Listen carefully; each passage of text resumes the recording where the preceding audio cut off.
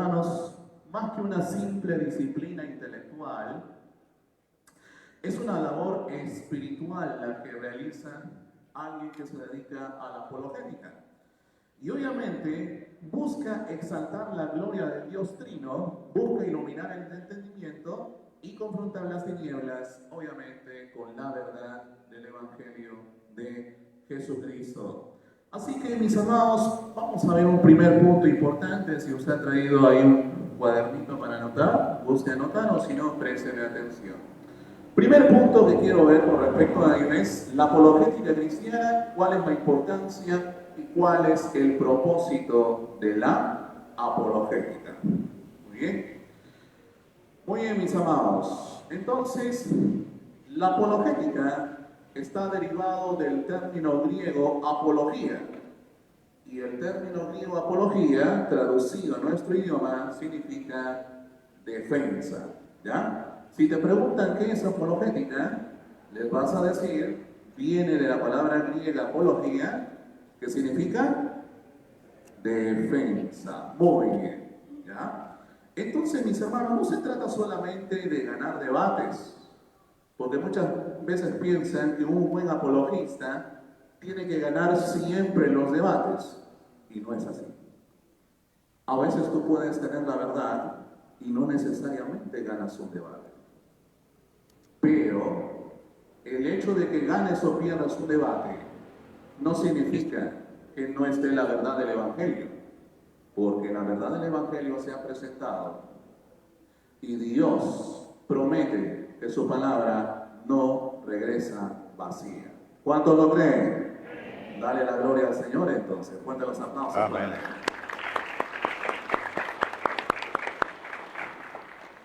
Y no se trata solamente de ganar debates, sino que también se trata de presentar el Evangelio con mansedumbre y con reverencia, como tiene que ser. Abra su Biblia en Primera de Pedro, capítulo 3, versículo 15, por favor. Primera de Pedro, capítulo 3, versículo 15. Y aquí el apóstol Pedro,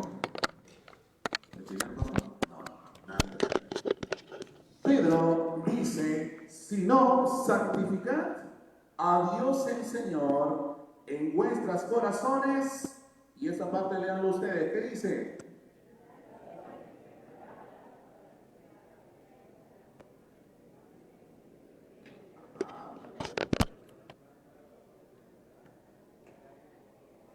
Amén. Ahí está.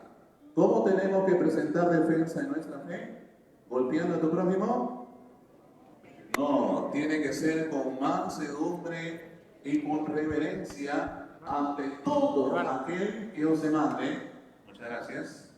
Ante todo aquel que os demande razón de la esperanza que hay en vosotros. Gracias por el obsequio. No, mentira.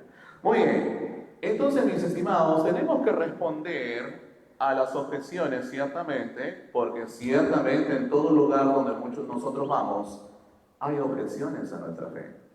En la universidad, en el trabajo, o incluso en tu propia casa. De repente tú eres cristiano, pero tu papá no lo es, tu mamá no lo es, tu hermano, tu hermana, tu primo, tu prima, tu suegro o tu suegra, que no reprenda, ¿no? No. De repente no es cristiano. Muy bien, no me lo tomen literal los suegros, ¿ah? Muy bien. Entonces, nosotros tenemos que presentar defensa del Evangelio, pero con mansedumbre y con reverencia. Ahora, muchas veces esto no es fácil, porque aquí mi hermano Edgar me va a dar la razón en ello. Hay algunos que nos sacan canas verdes, ¿sí o no, Edgar? Y a veces no es difícil presentar defensa ante tales personas. Pero ahí es donde la Biblia ya nos dice que cuando una persona ya es muy terca y no entiende, lastimosamente la Biblia ahí nos dice algo también, que no echéis las perlas, no la completen, en sus corazones complétenla. Muy bien, entonces eso es importante, ¿ya? Letra B. ¿Cuál es la importancia de la apologética en la iglesia cristiana? La importancia de la apologética en la iglesia cristiana. Y es que lo que hace la apologética, mis amados amigos y hermanos, es proteger a la iglesia de las falsas doctrinas y de los ataques tanto externos como internos dentro de una congregación. Abra su Biblia en los Hechos de los Apóstoles, en el capítulo 20, versículo del 29 al 31. Hechos de los Apóstoles, capítulo 20, versículo del 29 al 31. Y la Biblia dice: porque yo sé que después de mi partida entrarán en medio de vosotros lobos rapaces que no van a perdonar al rebaño. Ajá. Y de vosotros mismos se levantarán hombres que hablen cosas perversas para arrastrar tras sí a los discípulos. Ajá.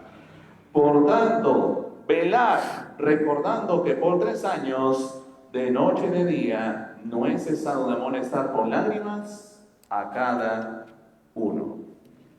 Mis hermanos, esto nos motiva a que cada uno de nosotros podamos también de una u otra manera interesarnos en la apologética, interesarnos en la defensa de la fe. ¿Por qué? Porque todo cristiano ha sido llamado a predicar el Evangelio, pero también a defender su fe. Y aunque no seas un gran erudito, no seas un gran elocuente o un gran apologista, pero puedes defender tu fe. ¿Sabes cómo? Estudiando las Escrituras. No solamente leyéndola, estudiándola. Es una cosa muy diferente. No solamente es que tú leas la Biblia, estúdiala, medítala, escudriñala, profundiza en las Escrituras. Amén. Muy bien. Entonces, mis hermanos, hay padres de la iglesia que también se dedicaron a lo que es la apologética. Por ejemplo, Justino Mártir. Justino Mártir, que es un padre apostólico del siglo II, él defendió la fe. De hecho, tiene una obra llamada Apología. Y él combate contra el paganismo, combate contra y explica el cristianismo como la verdadera filosofía. Como la verdadera filosofía. Tertuliano también, él defiende la Trinidad y refuta las herejías del gnosticismo. Aunque posteriormente él cae en lo que es el montanismo, pero sus obras dentro de la ortodoxia nos dejan una buena enseñanza. Y así varios padres de la iglesia, como por ejemplo por Agustín, Jerónimo, Juan Crisóstomo y entre otros padres, que claramente nos dejaron un gran legado y de sus obras podemos aprender a cómo defender la fe. Y especialmente si tú quieres aprender aún más de la doctrina de la Trinidad, recomendable leer a los padres capadocios, Basilio de Cesarea, Gregorio de Niza, Gregorio Nacianceno y entre otros padres. Son pilares sus escritos para el crecimiento, por ejemplo, en cuanto a la doctrina de la Trinidad, que hoy en día es muy atacada por parte de las sectas, como los testigos de Jehová, que están solamente afuera de tu casa, como los mormones, como universitarios, unitarios y otras herejías, como también las raíces hebreas, que te vienen con el cuento y te saludan con un shalom. ¿Shalom? Shalom. Muy bien. Entonces, mis hermanos, para ya terminar, porque me han dado solamente 15 minutos y ya veo que se me acaba el tiempo. Tiene su cronómetro. Hoy en día, pues gracias a Dios que se han levantado hombres del Señor que defienden la fe a capa y espada, citando las Escrituras, citando a los padres de la iglesia, citando incluso los propios concilios, pero entendiendo que la Escritura es la única autoridad infalible y al ser la única infalible se convierte en la máxima autoridad de las otras autoridades, que ciertamente son falibles, pero útiles para la defensa de la fe. ¿Cuántos dicen amén? Glorifica al Señor por eso, por favor.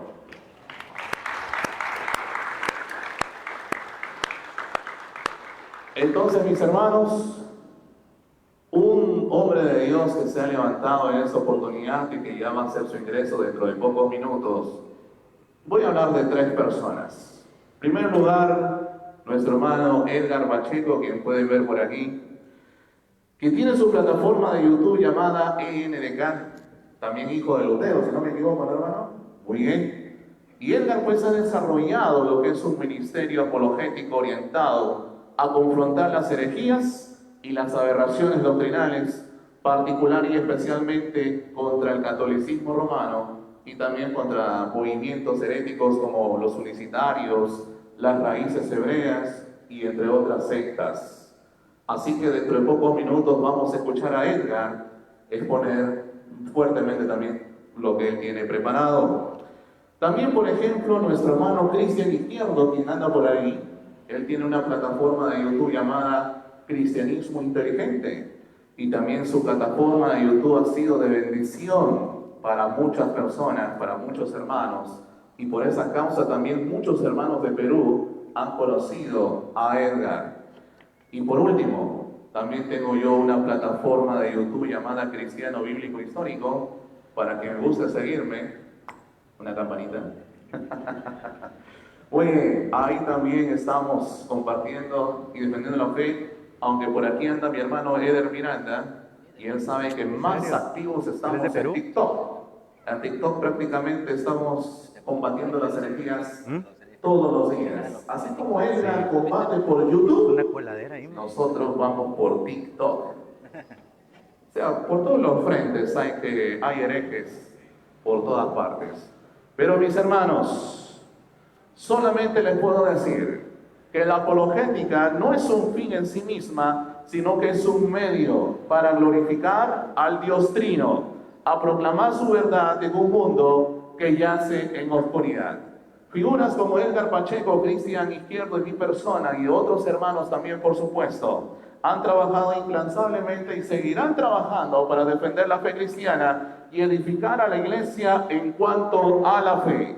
En sus ministerios vemos reflejado lo que dice Judas 1:3 y Primera de Pedro capítulo 3 versículo 15. Debemos luchar ardientemente por la fe que fue entregada una vez y para siempre, y hacerlo con reverencia y mansedumbre. Así que, mis hermanos, sin más preámbulo, le doy la bienvenida desde México a nuestro hermano Edgar Pacheco. Fuerte los aplausos. Te encargo mi celular.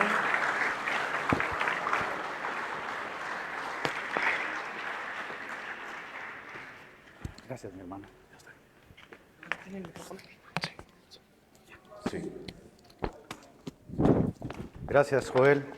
Hermanos, que el Señor les bendiga, qué gusto saludarlos. La verdad es que me siento honrado con esta presentación, siendo yo un simple jornalero en la casa de mi Señor, pero agradeciendo enormemente el poder estar aquí hoy con ustedes. Me da gusto ver algunas caras conocidas que conozco por medio de las redes sociales, y como bien dijo Joel, estamos haciendo trabajo apologético actualmente. Vengo de México, específicamente del norte de México, del país de frontera con Estados Unidos, y estoy sumamente contento del recibimiento que he tenido de esta linda gente de Perú. De verdad estoy sorprendido. Ayer estuve predicando en un hermoso culto pentecostal y la verdad es que me quedé admirado, embelesado de la cordialidad, de la afabilidad de las personas de aquí de Perú. También debo decirles, y a ver, yo creo esto los va a hacer sentir muy orgullosos, que su comida es riquísima, ¿no? Y he estado probando, no sé, que el lomo saltado, que el ceviche, que la caja china y corazones, todo eso, y la verdad es que me ha encantado, ¿no? Y les voy a ser muy sincero, nunca había probado la Inca Kola. Yo les digo a los hermanos que la conocí por Laura Bozzo, esa es la verdad, pero no, parece que no les gusta que diga eso, ¿no? Entonces, ahora estoy enamorado y miren, me trajeron una de regalo, así que bueno, enhorabuena, ¿no? Hermanos, actualmente estoy fungiendo como apologista en las redes sociales, después de haber llevado a cabo un ministerio pastoral casi 10 años. Fui pastor de las Asambleas de Dios, pastor presbítero metodista y presbítero metodista itinerante de la Iglesia Metodista Libre. Actualmente estoy como apologista en las redes sociales. Yo creo que ustedes ya se dieron cuenta que el trabajo de las redes sociales parece que ha abierto puertas muy, muy amplias a muchos jóvenes y a muchas personas que están hoy defendiendo la fe. Y se van a preguntar ustedes, ¿por qué defender la fe? ¿No? ¿Qué es eso de defender la fe? Bueno, no se dan ustedes cuenta quizá de todo el terremoto que se ha armado justamente a causa de la exposición de las redes sociales y al ser un terreno tan fértil para todos estos personas que lideran sectas o pertenecen a pensamientos sectarios, por supuesto que las redes sociales son un campo de batalla fuertísimo. Entiendo que al haber una brecha generacional, sobre todo de aquellos que crecimos ya con ese tecnológico del celular, del internet, y esa brecha de personas que, bueno, hoy apenas saben instalar WhatsApp, que es verdad, no tienen que sentirse mal, es una brecha real. Muchas veces, mucha gente no sabe de qué va la cosa, ¿no? Que le defiende tu fe, que la apologética, de qué estás hablando. Bueno, es real, hay una guerra real, hoy por hoy, que se libra en las redes sociales y que estas plataformas nos han permitido a nosotros llevar adelante este ministerio apologético. Quiero agradecer hoy personalmente a Cristian, a todos los organizadores que permitieron que estuviera hoy en esta linda iglesia y a todos los que vienen de lejos. Sé que algunos hicieron el esfuerzo para venir hasta acá, de verdad honro mucho eso, que Dios les bendiga, que Dios les prospere mucho en lo que ustedes hagan. Y hoy voy a presentar primeramente una exposición que tiene que ver con el cómo hemos cedido a la infiltración de la iglesia. El día de mañana, si Dios me lo permite, quisiera yo exaltar la supremacía de Cristo en medio de todas nuestras vicisitudes, pero en el mismo tenor que el señor Moody, vamos a la carta de Judas, ¿les parece? Vamos a la carta de Judas y vamos a leer exactamente el mismo pasaje, lo cual demuestra que estamos en el mismo espíritu, no nos pusimos de acuerdo, pero vamos a leer exactamente el mismo pasaje de Judas, capítulo 1, en el versículo 3. Y después de eso, quiero aprovechar para enviar un saludo a la gente que está hoy viendo la transmisión, que sé que va a haber varias personas de ahí de YouTube que van a estar viendo la transmisión, también a las personas que crean contenido que están aquí. De verdad que el Señor les bendiga, sigan en la lucha, sigan adelante. Vamos a Judas capítulo 1, versículo 3. Amados, por la gran solicitud que tenía de escribiros acerca de nuestra común salvación, me ha sido necesario escribirles, exhortándoos que contendáis ardientemente por la fe que ha sido dada una vez, dada a los santos. Porque algunos hombres han entrado encubiertamente, los que desde antes habían sido destinados para esta condenación, hombres impíos que convierten en libertinaje la gracia de nuestro Dios y niegan a Dios, el único soberano, y a nuestro Señor Jesucristo. Incline su rostro un momento, vamos a orar con reverencia al Señor. Padre bien amado, te damos gracias en esta tarde. Por tu soberanía y por tu amor has permitido que hoy estemos aquí reunidos. Bendícenos con la gracia, Señor, abundante, la sabiduría, el poder de tu Espíritu Santo. Danos, Señor, cada vez más perspicacia, sabiduría, Señor, y prestez para predicar el Evangelio. Te pido, Señor, que esta congregación sea bendecida, sus pastores y sus líderes, todos aquellos que están al frente del liderazgo. También bendice a los laicos, Señor, a las familias, los niños y todos aquellos que hoy están representando aquí a sus familias, Padre.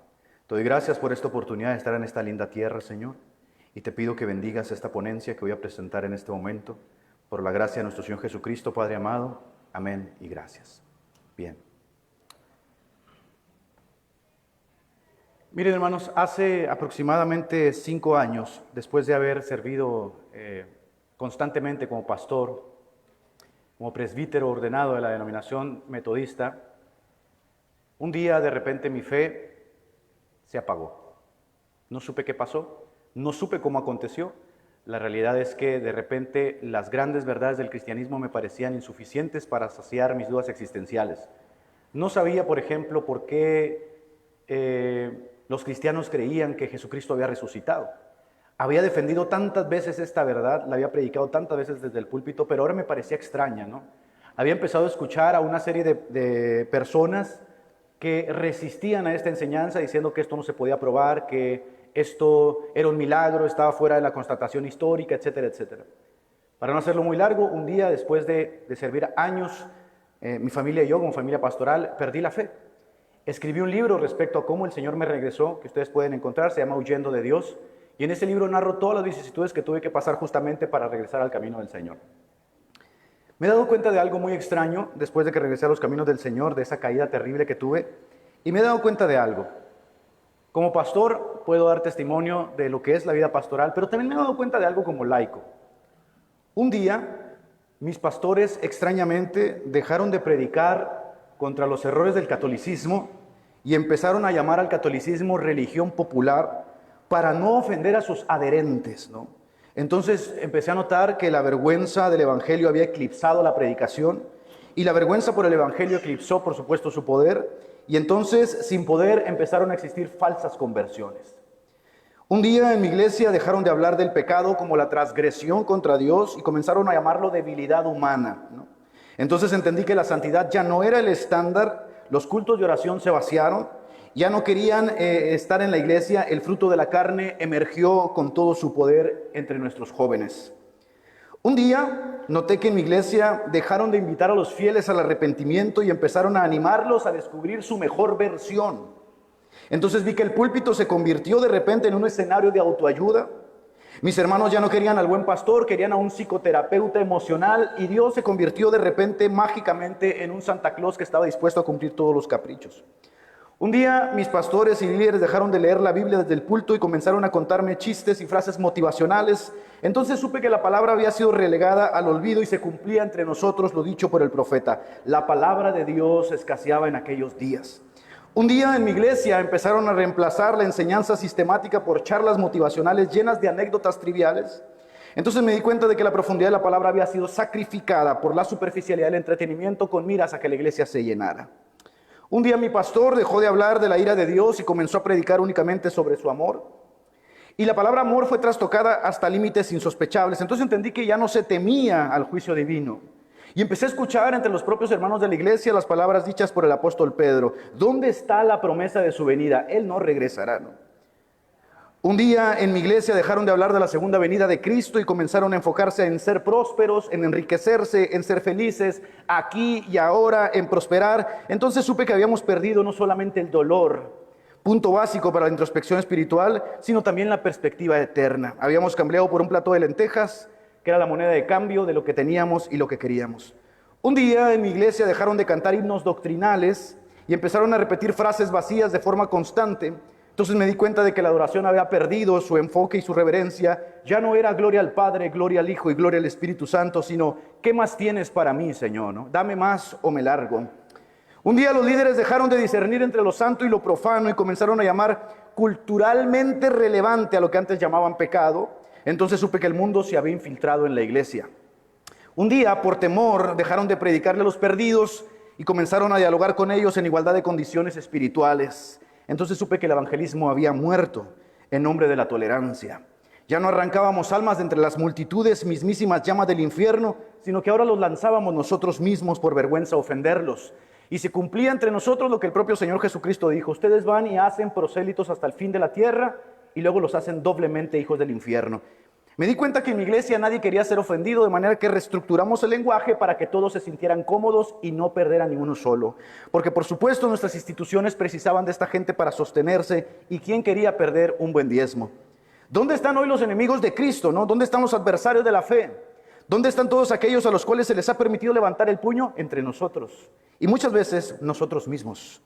Estos son los arquitectos de la cultura de la muerte, tristemente, en la que nosotros nos desenvolvemos. Y mire que hoy voy a hablar de la infiltración de la iglesia, pero ojo con esto, porque casi siempre hacemos nuestra la frase de Sartre que decía: el infierno son los otros, ellos son los culpables, nosotros no tenemos nada que ver.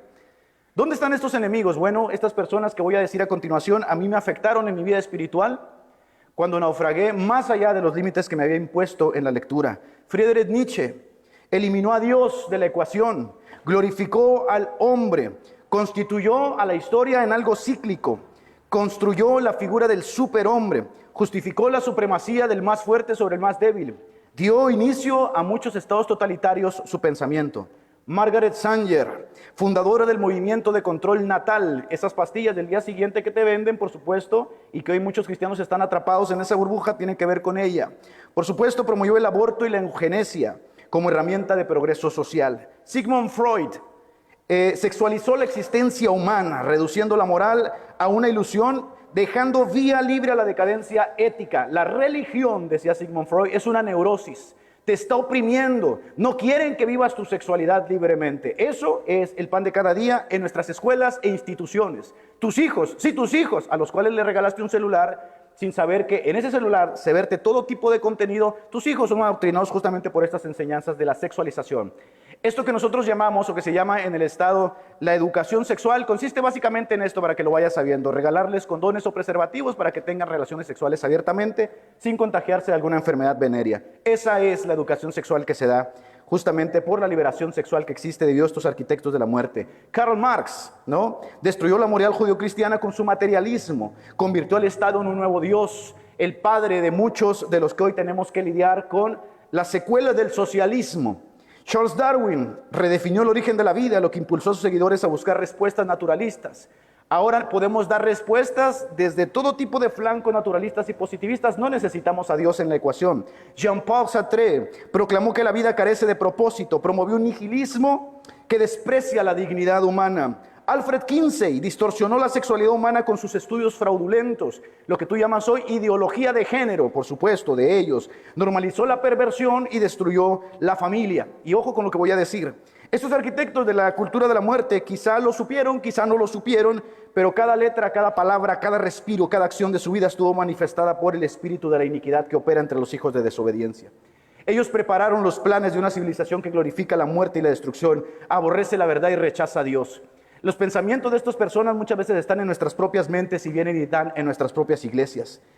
Ellos perseveraron entonces en sus propias inmundicias y por ello Dios los entregó a una mente reprobada. Pero ojo, que el misterio de la iniquidad no quería solo la cultura, no quiere tu escuela, no quiere al gobierno, quiere a la iglesia, te quiere a ti. Y como quiere a la iglesia, se lanzó a su conquista de forma muy sutil. Y mira, lo que te voy a decir quizá ni siquiera lo sabes. Así de sutil es el misterio de la iniquidad que opera justamente en los tiempos que vivimos. Entonces ese mismo misterio que había creado estos arquitectos de la muerte prevaleció también en tiempos de Pablo e infectó a los teólogos de nuestras denominaciones, iglesias e instituciones religiosas. Rudolf Bultmann desmitologizó la fe cristiana, los milagros son falsos, despojó a la escritura de su contenido sobrenatural y convirtió a la escritura en mera ética humana. Este personaje se enseña hoy cientos, miles de seminarios bíblicos. Paul Tillich reemplazó al Dios personal por un principio de ser, dejando la teología sin fundamento trascendente. John Shelby Bond negó la historicidad de los milagros. Ahora te vas a dar cuenta porque muchos dicen, el milagro no puede probarse, por lo tanto no nos interesa la resurrección, la divinidad de Cristo, su nacimiento virginal. Y lo que necesitamos es un cristianismo cultural, secularizado. Karl Rahner difuminó las fronteras entre el cristianismo y otras religiones, diciendo todas las religiones pueden tener algo bueno. Jürgen Moltmann introdujo la teología de la esperanza, enfocándose en una utopía humana en lugar del juicio final. Herbie Cox redujo la teología a un lenguaje cultural, diluyó el poder divino y lo puso a la par de la relevancia mundana. Jorge Mario Bergoglio puso fin a la tradición de la Iglesia Católica sobre su posición acerca de la homosexualidad, abriendo el panorama hoy con un documento llamado Fiducia Supplicans. Abrió las puertas de Occidente a través del catolicismo a la homosexualidad. ¿De quién estoy hablando? El Papa Francisco. Sé que estás diciendo, hermano, yo no tengo ni la más remota idea de quiénes son estos nombres. No te preocupes, no importa si lo sabes o no, porque esta cultura de la muerte ha prevalecido. Escucha bien. La siguiente lista que te voy a mencionar menciona a las iglesias cristianas, evangélicas y protestantes que de alguna u otra forma integraron a su vida espiritual y teológica la agenda progresista. Casamiento de homosexuales, ordenamiento de gays, ordenamiento de transexuales, bendición de parejas homosexuales, aprobación de la conducta homosexual y bendición de sus ideas.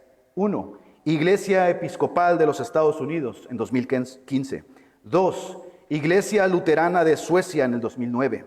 3. Iglesia Metodista Unida de Estados Unidos 2019. 4. Iglesia Presbiteriana de Estados Unidos 2014. 5. Iglesia Episcopal de Inglaterra 2023. 6. Iglesia Unida de Cristo 2005. 7. Iglesia Menonita de los Estados Unidos 2015. 8. Iglesia Reformada Calvinista en América 2020.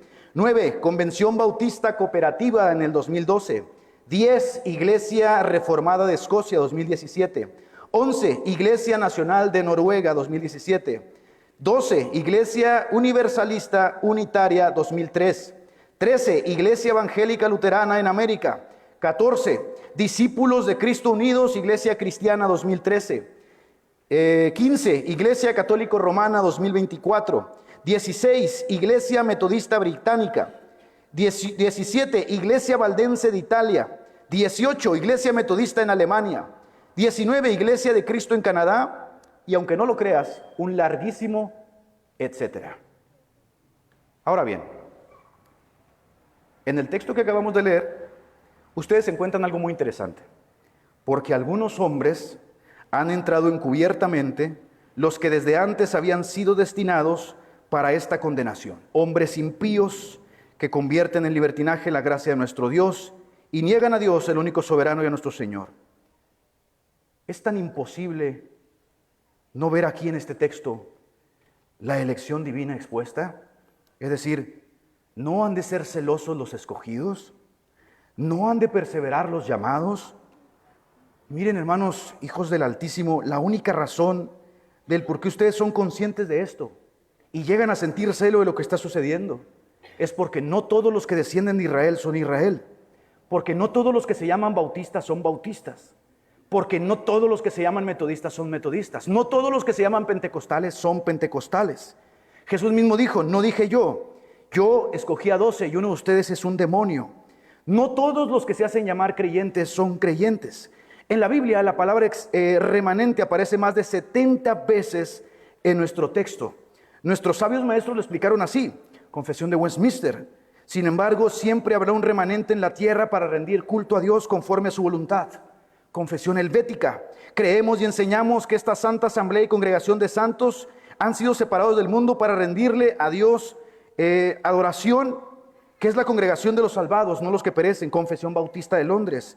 Cristo siempre ha tenido y tendrá un reino en este mundo hasta el fin, compuesto de aquel remanente que profesa su nombre y por medio de él ejerce su poder y su reino. Confesión de Augsburgo. Se enseña que siempre habrá y permanecerá una iglesia santa en la tierra, la congregación de los santos. Ustedes, por supuesto, su pueblo, han sido separados del mundo, han sido escogidos y llamados por un propósito eterno. Por eso dice la Biblia, pues no os ha llamado Dios a inmundicia, sino a santificación. Y escuche bien lo que voy a decir aquí, padres de familia. Esta brecha generacional que existe actualmente entre nosotros ha hecho que nosotros tengamos acceso a una cantidad impresionante de pornografía. Y la pornografía es una de las cosas que diluyen terriblemente la fe espiritual. No estoy jugando cuando digo que la pornografía se ha vuelto tan natural en nuestra sociedad que vivimos en una sociedad pornográfica. La mejor forma de vender algo es poner a una mujer desnuda. El cuerpo de la mujer actualmente se cosifica y se vende como un objeto sexual. Se cosifica hasta el punto de que la mayoría de las publicaciones en cualquier red social son mujeres enseñando el cuerpo. Y esto se debe justamente a que hemos borrado justamente los límites morales que de otrora tiempo el cristianismo echó sobre la sociedad. Hay dos fuentes por las cuales la sociedad bebe de la moral. Uno de ellos son las instituciones religiosas que vierten su contenido sobre las familias, y las familias, por supuesto, le dan sentido al tejido social. Si la religión cae, cae la familia. Por eso las religiones es importante que se mantengan, no importa cuál religión sea, que se mantengan con principios morales. Bueno, nosotros tenemos acceso hoy a una cantidad impresionante de pornografía. El papá le regala tan pronto tiene 8 años, 9 años, 10 años al niño una tablet, un celular. Ese celular no tiene la forma de discriminar entre lo que se puede ver y lo que no se puede ver. Ellos van a tener acceso a la pornografía. Tenemos un problema hoy en la sociedad, que es por supuesto la exposición a la perversión sexual, que da como resultado justamente personas con problemas psicosexuales. Uno de los patrones encontrados en la conducta homosexual es que muchos de esos homosexuales, si no es que el 70 o 80, según los trabajos del psicólogo Gerardo Martínez en México, el 70 o 80% de los homosexuales de nuestra sociedad pasaron por 3 patrones. Uno de ellos, vienen de familias disfuncionales. Mamá no pone atención, a papá le importa un pepino lo que haga el hijo o la hija en la casa. ¿Por qué? Él está cansado, él trabaja todo el día. Entonces deja totalmente a discreción de la madre el que eduque a sus hijos. Mamá también trabaja, entonces el hijo termina en una guardería. Al terminar en una guardería, estamos creando una generación de personas que están creciendo en familias disfuncionales. Todo sobre pretexto, por supuesto, del capitalismo rampante, en donde si no trabajas 8 o 10 horas no comes. Y entonces nosotros creemos que la mejor forma de solucionar esto es supliendo esas necesidades con objetos electrónicos. Llenamos a nuestros niños de todo tipo de bagatelas para que ellos puedan desenvolverse en la vida sin darles cuenta que los estamos matando. Escucha bien lo que te voy a decir. 3 patrones. 1, familias disfuncionales. Papá no está en casa, mamá no está en casa. Eso en el mejor de los casos. En el peor de los casos, papá nunca estuvo en casa porque abandonó la familia, que es el 40% de los casos de Latinoamérica. El 40% de los casos de Latinoamérica son mujeres sosteniendo un hogar con mucho sacrificio. Papá no estuvo. Eso quiere decir que la figura paterna, según la teoría de Bowlby del apego, no existe en el niño. El niño va a tener que desarrollarse con un ala rota. Y es el pajarito con el ala rota que va a la escuela. Y es por supuesto el pajarito que no puede volar. Y el papá, muy canchero que se fue, él siguió su vida, no sabe que le destruyó la vida a un infante para siempre, ¿no? Y este es el gran problema de Latinoamérica, porque se suma también a la migración. Muchos de nuestros padres, muchos de nuestros abuelos tuvieron que emigrar para dar una mejor calidad de vida a nuestras familias. Se van y los niños crecen sin padres. No estoy criticando ni juzgando a nadie.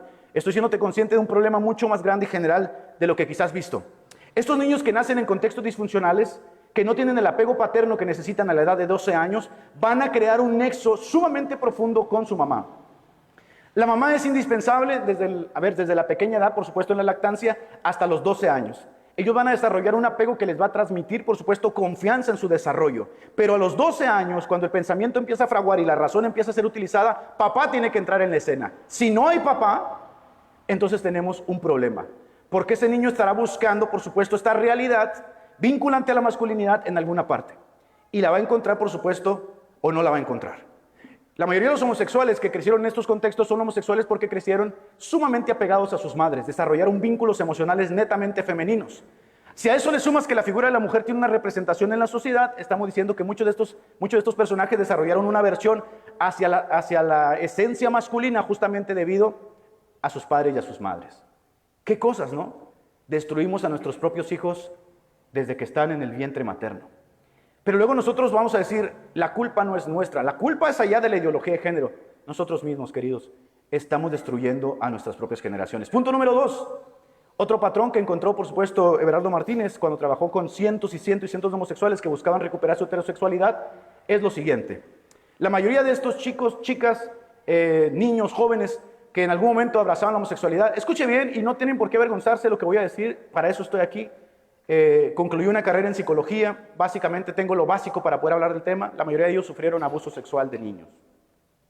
Cuando hablo del abuso sexual de niños estoy hablando en varios términos. Uno de ellos es el abuso sexual literal, es decir, estos niños fueron abusados sexualmente. O dos, estos niños fueron pervertidos sexualmente. Y debido a que la mente del niño no tiene la capacidad para poder discriminar objetivamente entre lo que es sexual y no es sexual, la mente del niño es fantasiosa y la mente del niño no tiene esa capacidad, se distorsiona su psique y desarrolla un problema psicosexual que lo va a acompañar, esto es triste, el resto de su vida. Muchos de ellos entonces son introducidos a la pornografía a temprana edad. En la escuela, los amiguitos, de verdad, lo metiste en una escuela donde esas personas tienen que convivir con el contexto de cada familia en donde ellos están. Y me está diciendo, hermano, me está asustando. Sí, por supuesto que sí. Y entonces esos niños con los que ellos van a convivir van a normar ahora la conducta moral de tu niño y le van a decir, mira, esta mujer, mira este video que me mandaron. Bueno, eso para una mente inocente, por supuesto, tiene un impacto significativo. Quizá el niño va a desarrollarse en la vida, pero ese impacto va a quedar ahí profundamente enquistado.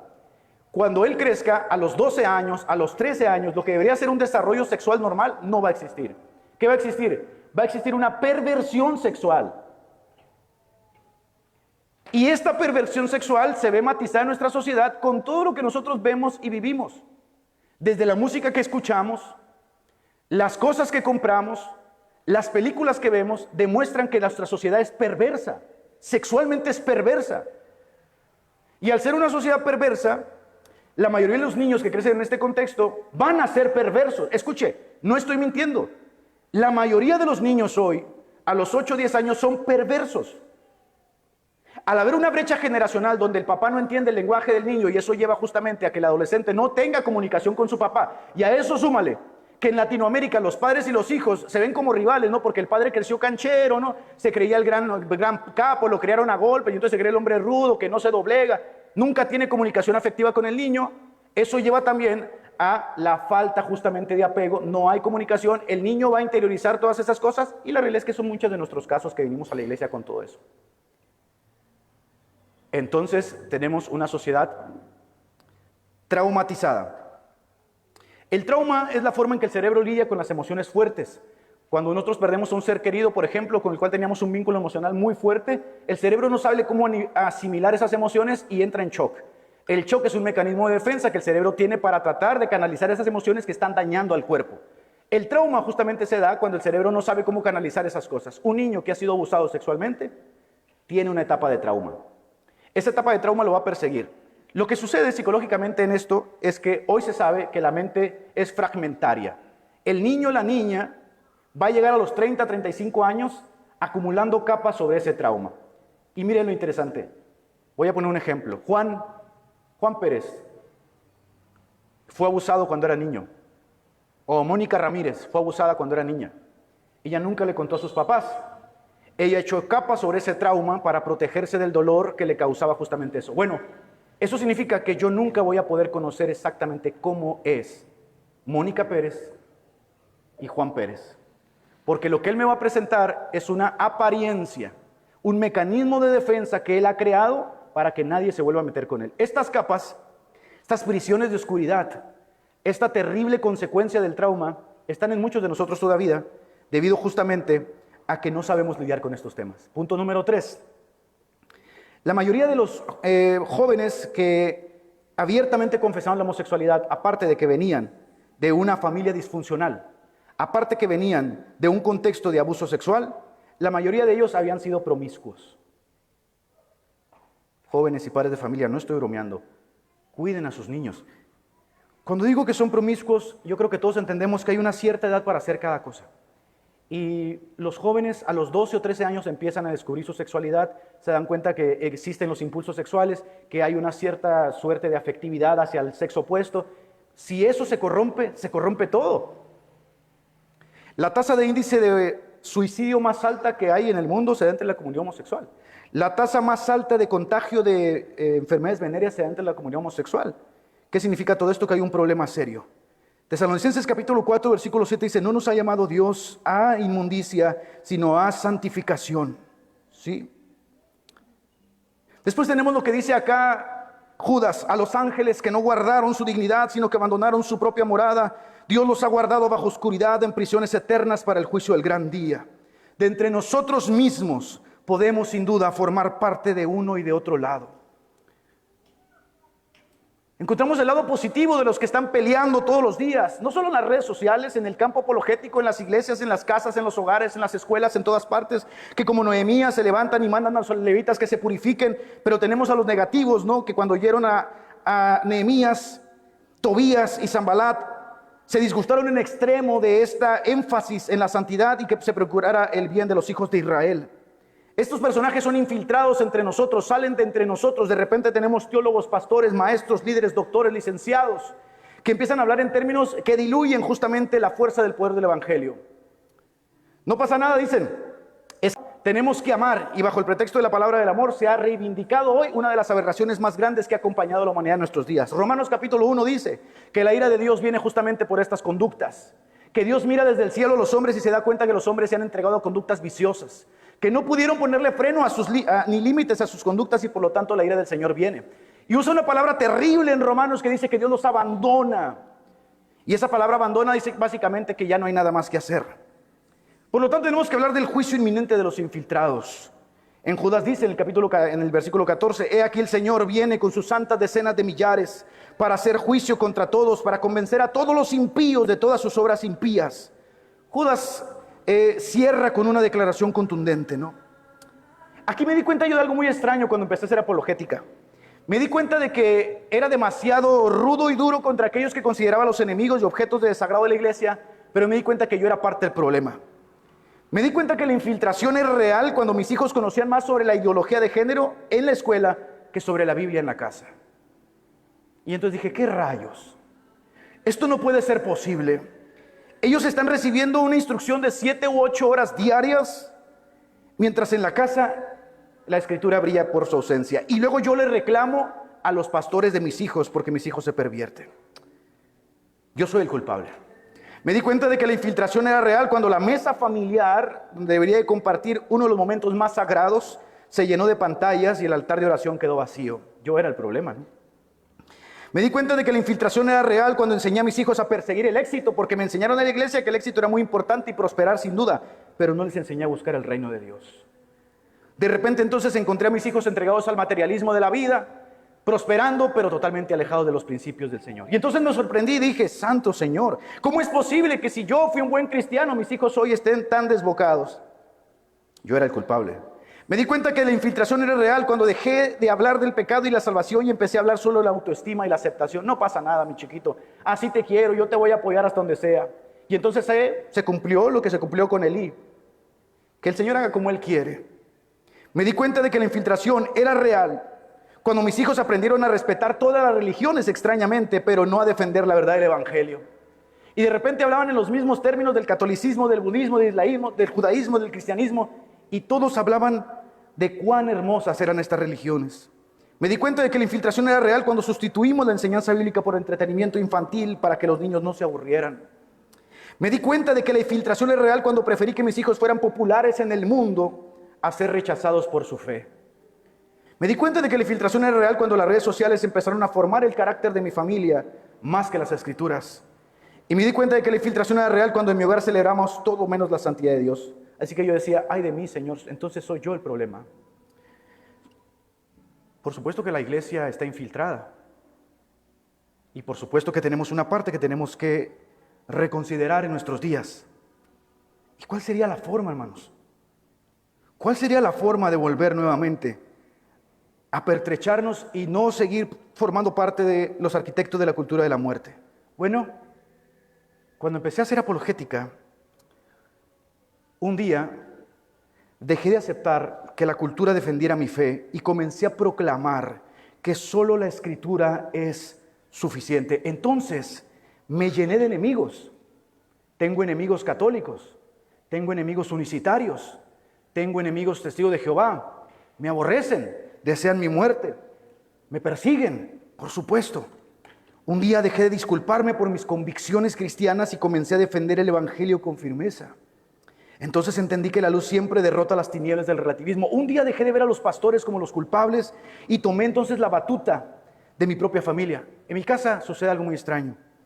Un día mi niña de 7 años llegó y me hizo una pregunta. Papá, me dijo, ¿qué es una persona bisexual? Me dijo. 7 años. Y entonces le dije, bueno, Edli, ¿quién te enseñó esa palabra? Y ella me dijo, mira, los nuevos libros que nos dieron.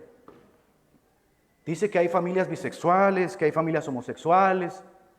En ese momento dije, esto no puede seguir así. Saqué a mis niños de la escuela y intenté perseverar nuevamente en la santidad en el hogar.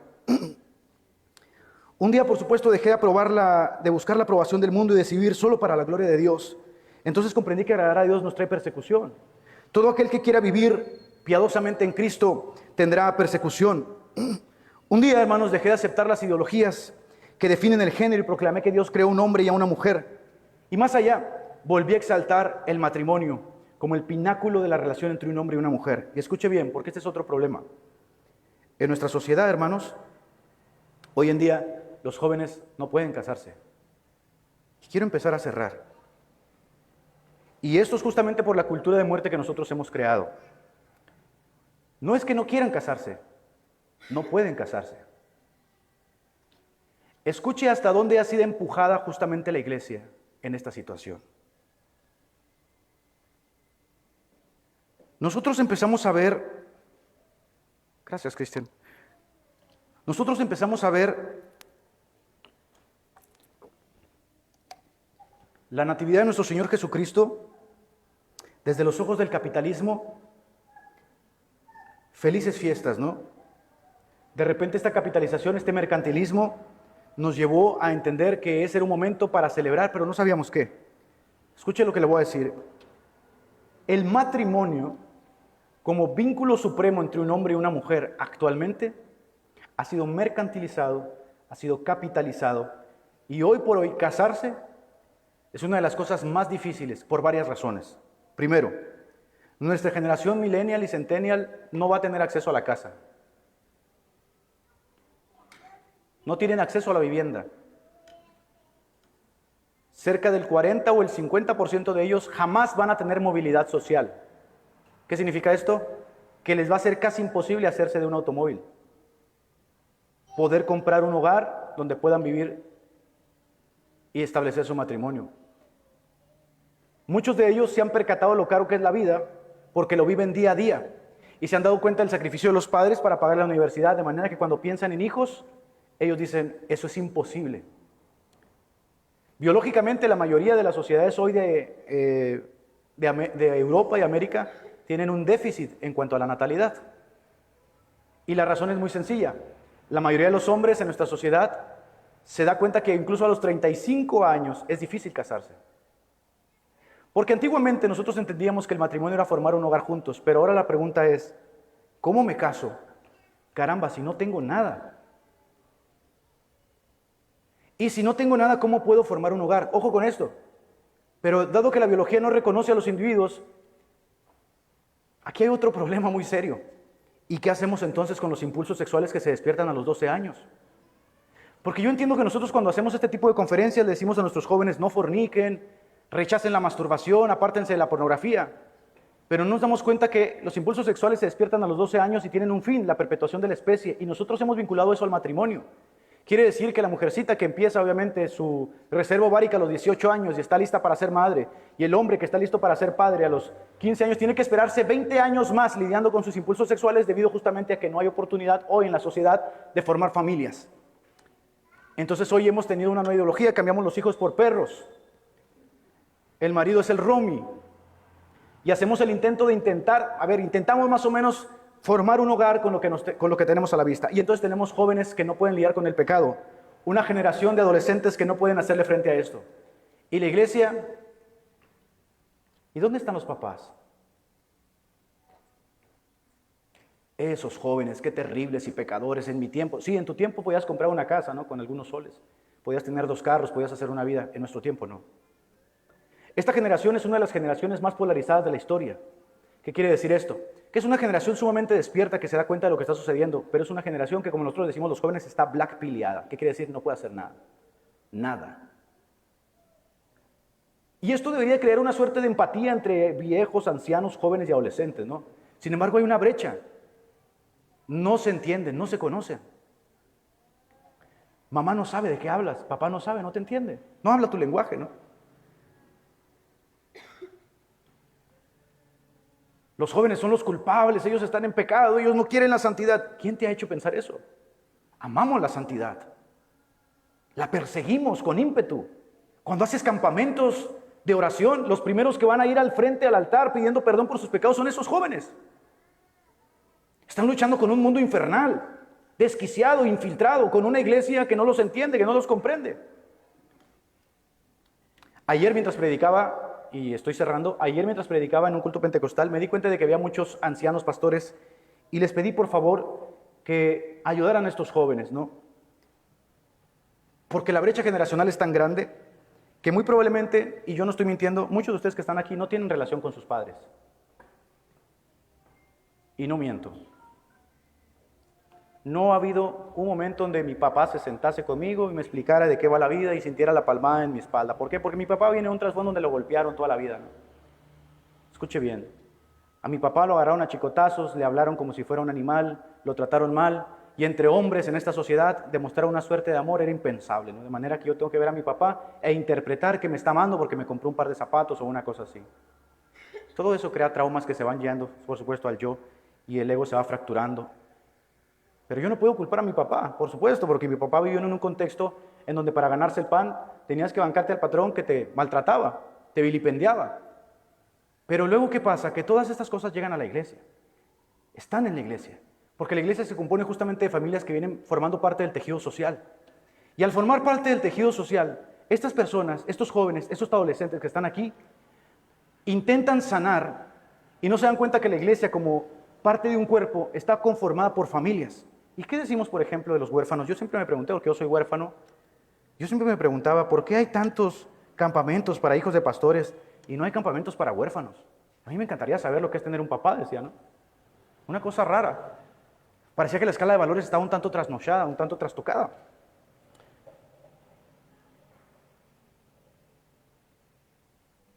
Por supuesto que cuando yo me casé, escuche bien, porque estoy tratando de empatizar con los muchachos de aquí, porque somos del tercer mundo, tampoco es como que venimos a darnos las de muy galantes, somos tercer mundo y nos tocó vivir en esta realidad, como decía el señor Warren Buffett, decía, si yo quiero saber quién eres, solamente tengo que ver tu apellido y tu código postal.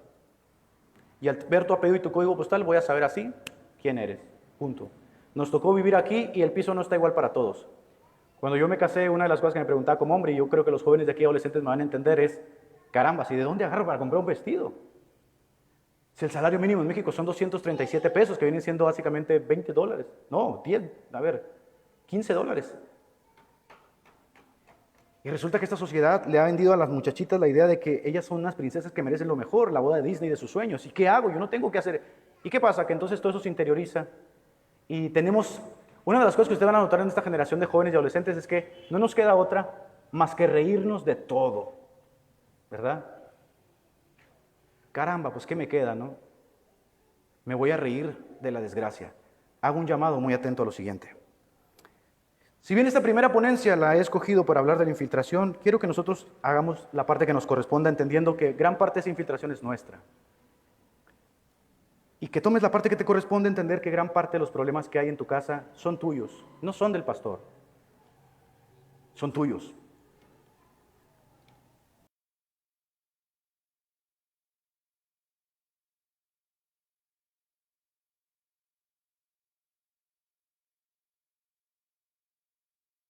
Nuestros propios temores, nuestros propios demonios, nuestras propias oscuridades, podremos enfrentar mucho más fuerte a lo de afuera. Me parece algo extraño, por ejemplo, los católicos presumen que ellos tienen a los más grandes defensores de la batalla cultural. Por ejemplo, Agustín Laje defiende con ímpetu, ¿verdad?, a la familia. No tiene familia. No está casado, no tiene hijos. Eduardo Verástegui, defensor a ultranza de la familia en México y mano derecha de Trump en los hispanos, no tiene familia, no tiene hijos.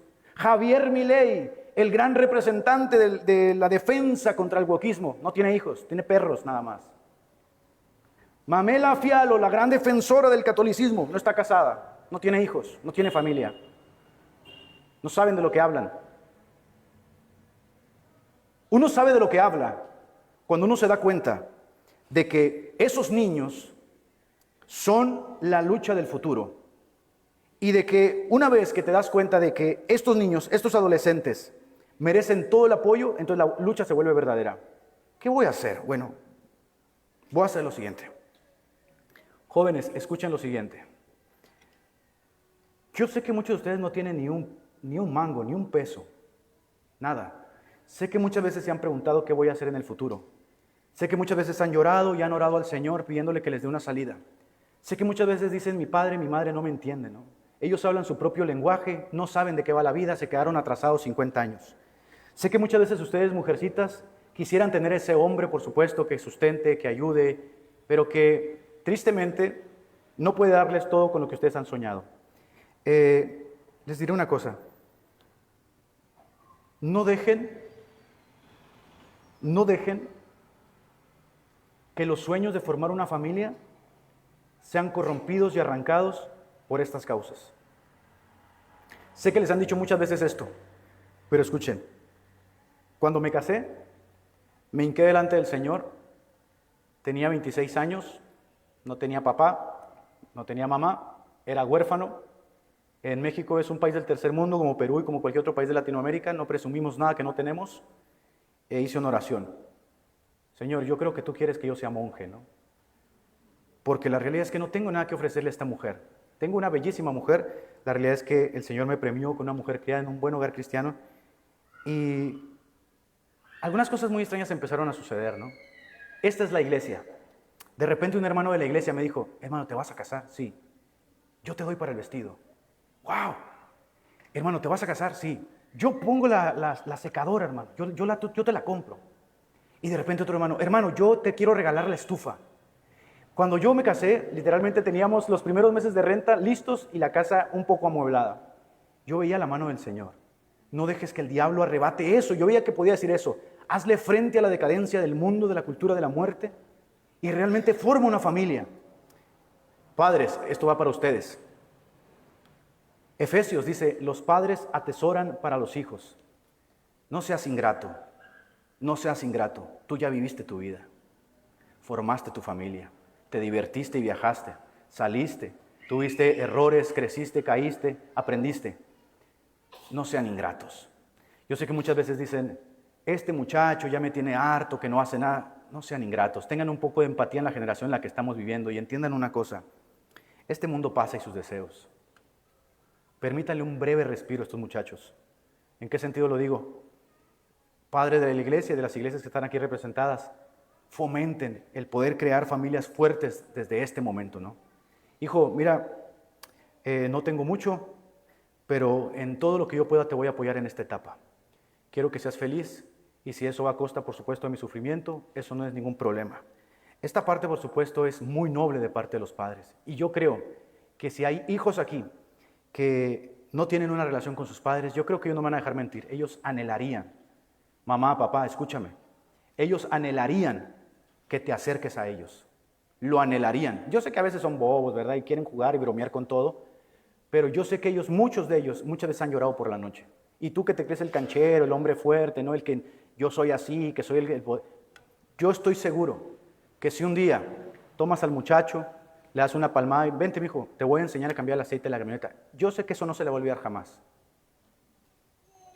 En mi iglesia había un muchachito, un jovencito que llegó a la congregación. Un día mientras hicimos una actividad, perdón que me estoy extendiendo, un día que hicimos una actividad, íbamos los jóvenes de la iglesia, me bajé de la camioneta y le dije a ese muchachito específicamente, vamos a ir a comprar algunas cosas, por favor, le dije, ¿puedes checarle el aceite de la camioneta porque vamos a tomar carretera? Escucha bien, a veces los padres somos torpes, ¿no? Cuando regresé, este muchacho estaba llorando. Perdóname, Pacheco, dijo, no sé qué es eso, no sé dónde está el aceite, no sé, dijo, mi papá siempre ha sido un hombre muy duro, dijo, y para él las expectativas que tiene conmigo son tan altas y, miren hermanos, Latinoamérica es tristemente, burdamente estúpida en esto.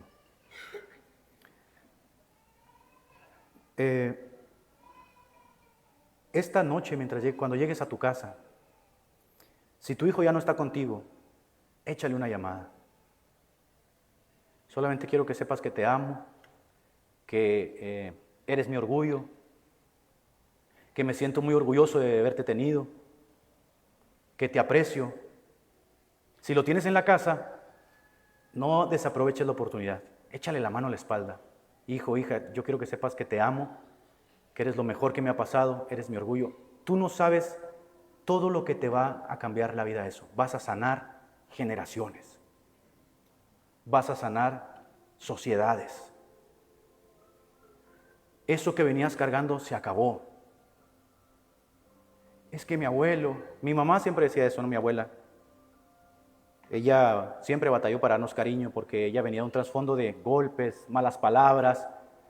Cuando vino a Cristo, bendito sea Dios, un pastor un día nos educó y nos dijo, tenemos que sanar.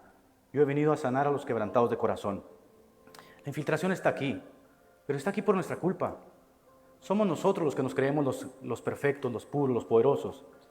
Tenemos capas y capas de traumas que han asfixiado el yo. Cuando yo trato contigo, ni siquiera eres tú.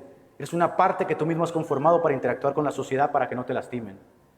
¿Por qué? Porque si sabemos que te vemos llorar, ¿qué vamos a pensar de ti, verdad?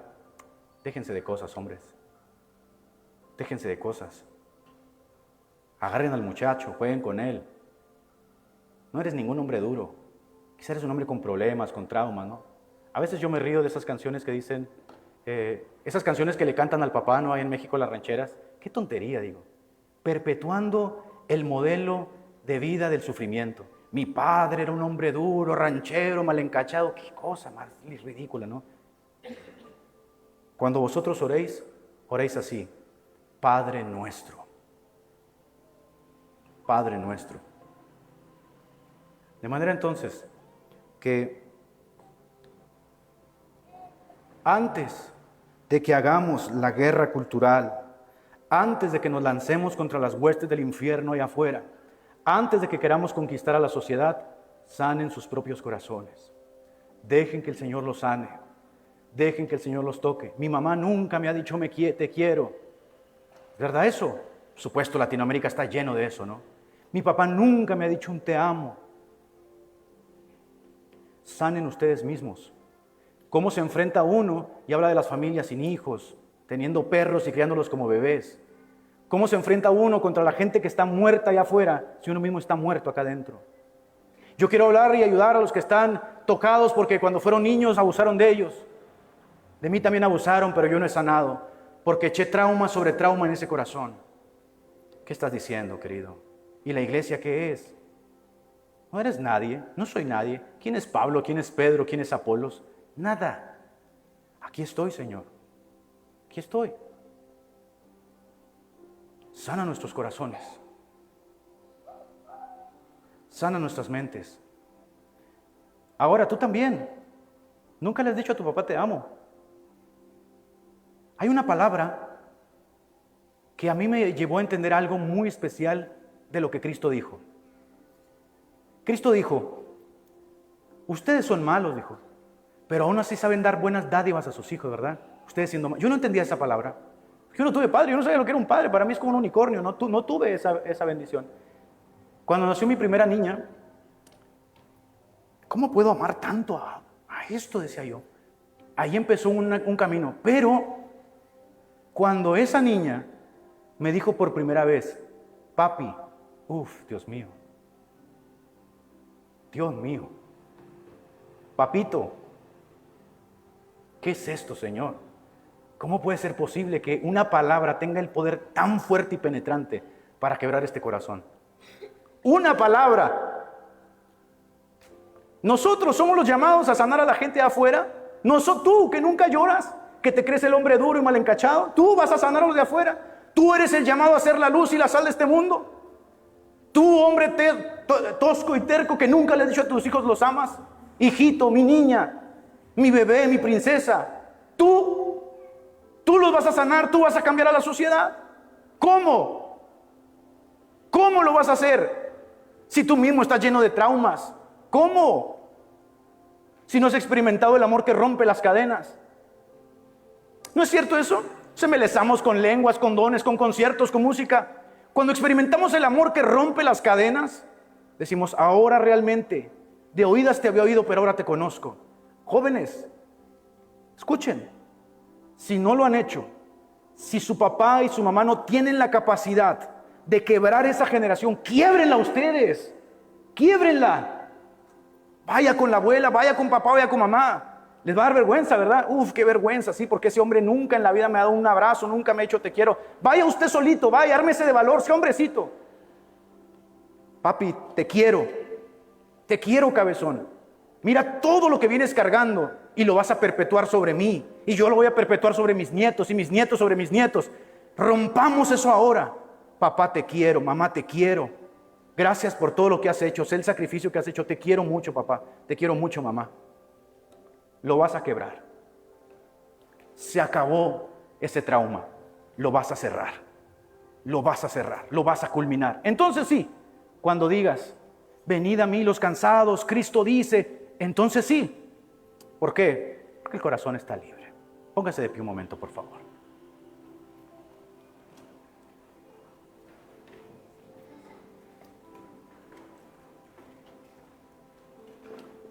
Yo no sé si usted vino con sus familiares, con sus papás, con su mamá.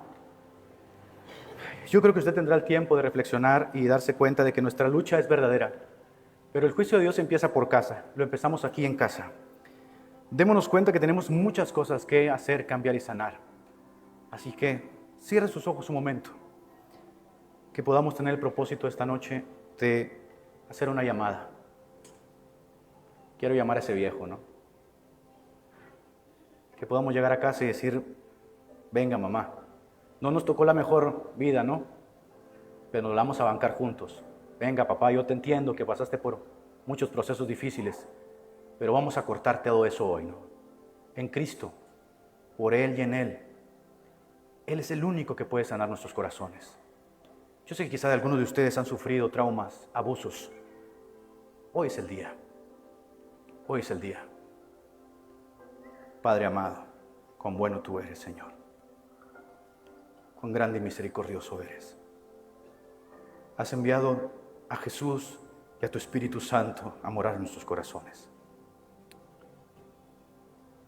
Yo te pido en esta hora, Señor, que dada la oportunidad que me has dado, permitas que estas personas, Señor, experimenten la altura, la anchura, la profundidad de tu amor que excede todo conocimiento.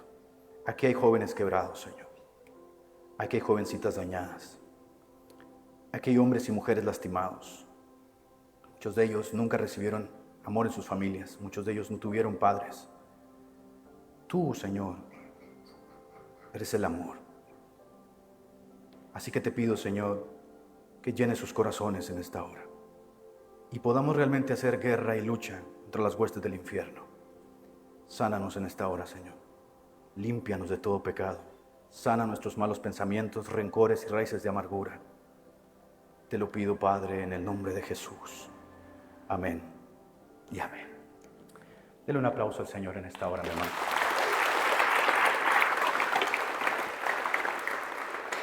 Gracias. Dios les bendiga, hermanos. Gracias, hermano.